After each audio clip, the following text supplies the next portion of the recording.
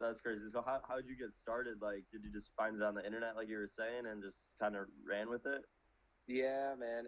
And let me tell you, that's another reason why I'm starting this, because it was not easy. Like, Yeah. I was an agent, so I was in the Navy, got out of the Navy, and got my license, my real estate license. And I was a real estate agent for like 6 months, and it sucked. Like, a lot of people do well with it. Like, you can make a lot of money, but it just wasn't for me. Like, I had a couple of shitty clients that just like this old German couple like made me show them like 100 houses in 1 week, and then they ended up buying the third house that we saw on Monday. So like, I showed them 80 houses after that one, and they're like, we didn't even see it the first time. I drove up to the house and they said, no, this is the ghetto. I don't want that house. And then like at the end of the week, they send me that house and they're like, we want to see this one. I was like, I took you to that house. This is in the ghetto, remember? And they're like, I don't care, I want it. And then they ended up buying it. And I was like, okay, I'm going to do something else with my life.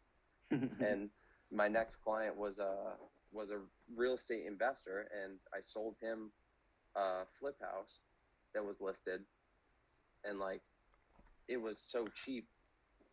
It was like a $30,000 house, $20,000 house or something. So my split commission percentage between my broker, I ended up making like $900 after working with this guy for like 2 months. And the whole time he's just like rubbing it in my face that he's about to make 70 grand on that house. So I was like, okay, I got to learn how to do what you're doing. So I went home, looked up real estate investing, and found Max Maxwell's first video that was like how to make $10,000 a month wholesaling real estate or some shit like that, or how to make $100,000 a year wholesaling real estate. And watched like his first few videos, and I was like, yeah, I think I can do this, and just started trying to do it. And it was almost 6 months before I closed the deal. So 6 months of literally no income. Jeez, yeah, that's crazy. So you know what happened? You start at a 740 credit score, and then so fast. So you don't pay your bills, boy, your credit score tanks. Yeah. So I actually paid all my credit cards today. Hey, good shit. Good shit. Yeah. By the time I closed the deal, I had a 520 credit score. And damn. Yeah. And so like, took a long ass time to figure out how to close a deal. I had 3 or 4 under contract prior to actually getting one to close.